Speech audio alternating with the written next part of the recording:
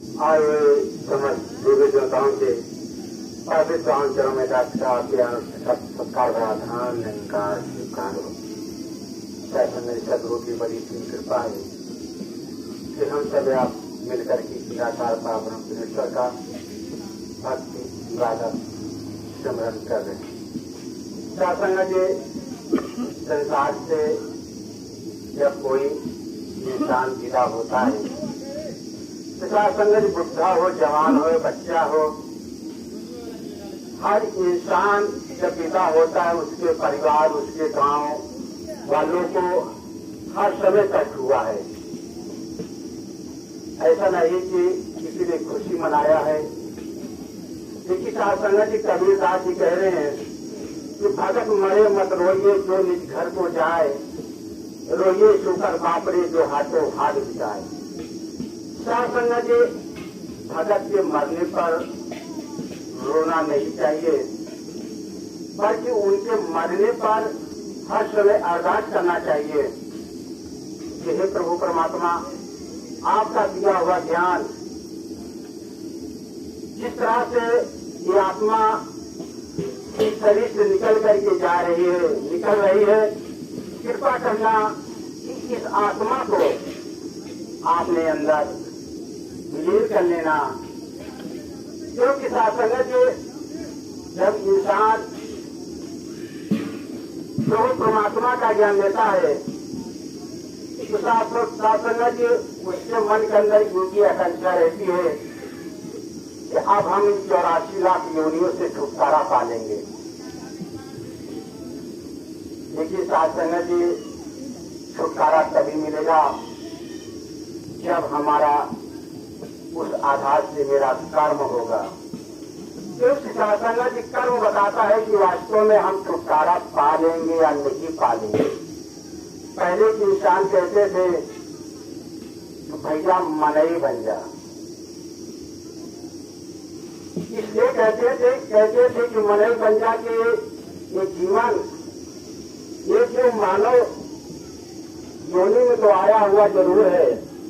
जैसे कहा गया है कि बलि भाग मानुष तन पावा, सो दुर्लभ सब गंधे जावा, असाधन धाम मोक्ष कई द्वारा, अब पान नगे पर लोक समारा।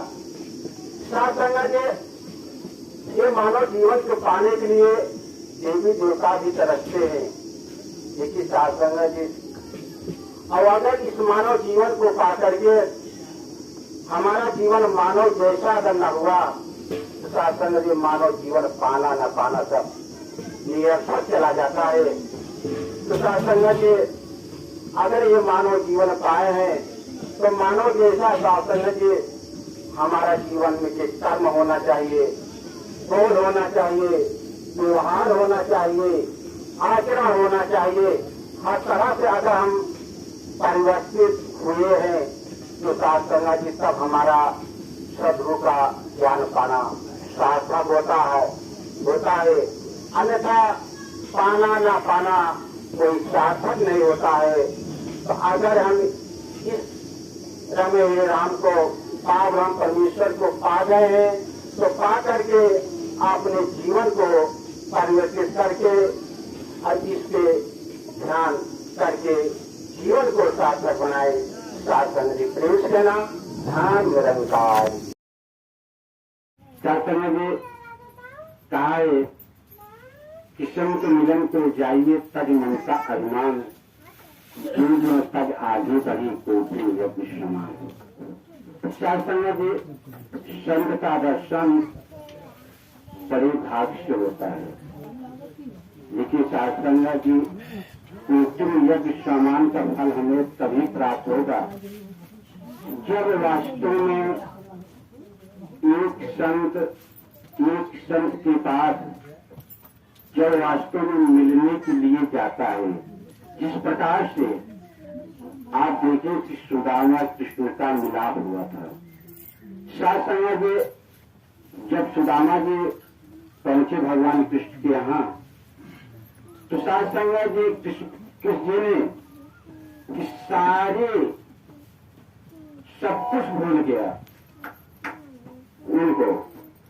और जब सुदामा का नाम सुना तो शासन भी नंगे पैरों से दौड़ करें और इस तरह से दौड़ते हैं कि जिस तरह से एक माँ कोई बेटा उसका बाहर गया हुआ हो, बहुत वर्षों के बाद आए, अम्मा अपने बेटे को लिए ललायत हो कि हमारा पुत्र कब आए और कब उसको देख लें। शासन भी इस तरह से दौड़े और दौड़ते यहाँ तक कि अपने आंखों के आंसुओं से देख करके इतना रोए, खुशी की इतने आंसू बहे कि अपनी आंखों से उनके चरणों में जब पड़े सुदामा जी के तो उनके पूरे चरण पखार गए। शासन जी, जब ऐसा हमारा मिलन होता है तब वास्तव में उनके से मिलने से अर्थ, धर्म, काम, मोक्ष सब कुछ प्राप्त होता है। तो शासन जी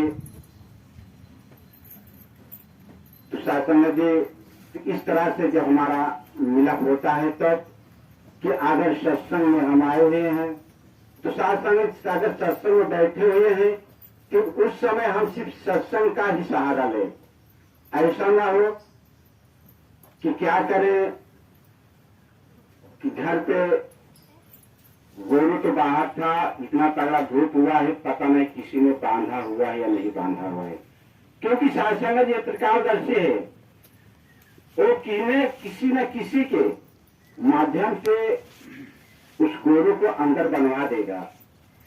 आपके बच्चे हैं, पुत्र हैं या पड़ोसी हैं, किसी न किसी के घर के अंदर ही बैठ करके उस सारे काम को करा देगा। तब जब वास्तव में हमारा विश्वास, हमारा ध्यान इनके ऊपर जमा रहेगा। तब शासन जी अवतारवादी में कहा, बाबा अवतार सिंह जी महाराज कह रहे हैं कि वचन गुरु का अगर हम माने, गुरु कीरत हो जाएगी, स्वतः हरि का सुमरन होगा, दुर्मत पास न आएगी। वचन गुरु है, ज्ञान गुरु का, निराकार है उसका नाम। आप तरे और खुद को तारे, यमराज भी करे सलाम।